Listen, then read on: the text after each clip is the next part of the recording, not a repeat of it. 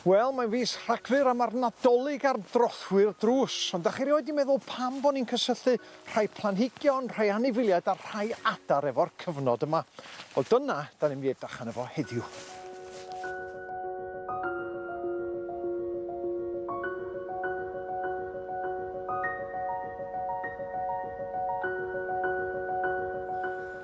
Un aderyn, da ni gyd yn ei gysylltu efo'r Nadolig wrth gwrs, ydy'r robin goch, aderyn cyfarwydd dros ben. Ond pam bod ni'n gysylltu efo'r Nadolig? Wel, mae yna reswm da am hynna. A chi'n mynd yn ôl i oes Victoria. Bryd hynny, oedd y posmyn yn gwisgo gwisg goch llachar. Ac oedden nhw'n cael eu galw yn robins. A dyna pam, yn aml iawn, da chi'n cael robin a'r gardyn Nadolig efo amlen yn ei big.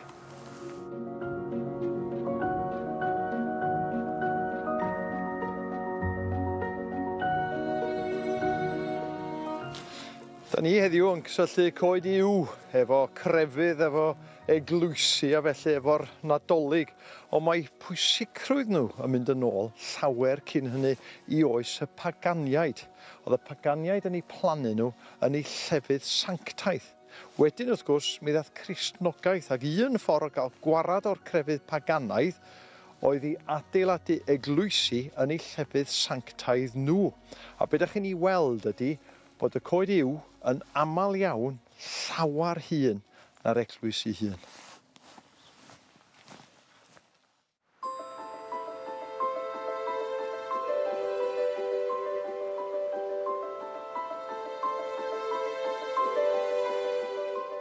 Dyma chi blanhigyn sy'n cyfarwydd iawn pob Nadolig, i chelwydd yn Saesneg mistletoe.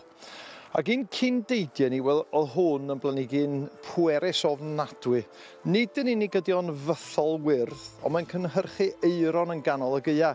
Ond y peth mawr oedd yn dal y dychymyg oedd bod y planhigyn yma ddim yn cynhyrchu gwreiddiau sy'n mynd lawr i'r ddaear, ond bod y gwraidd yn mynd i mewn i'r goeden.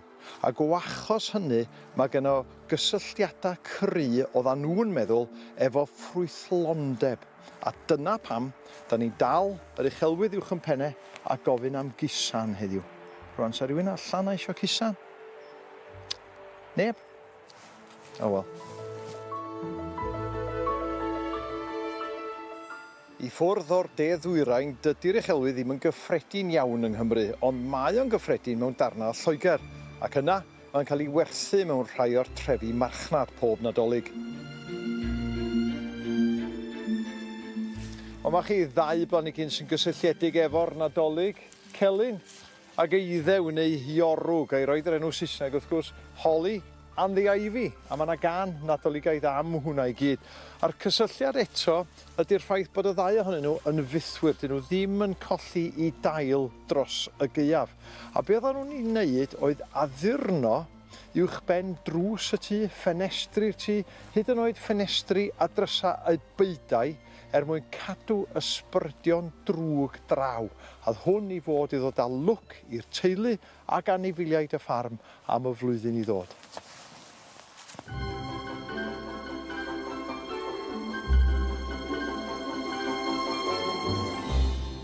A dyna i chi pam mae'r holl anifeiliaid a'r planhigion ma'n gysylltiedig efo'r Nadolig. Ond cyn i ni fynd, dwi'n un sy'n hoff iawn o mwyd. A beth ydych chi'n mynd i fita Dolig yma?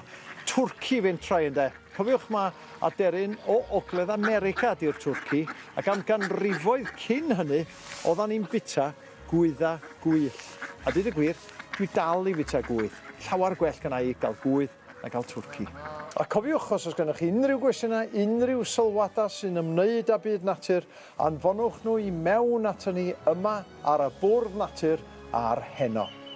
Hwyl fawr i chi, Nadolig llawen, a welai chi yn y flwyddyn newydd.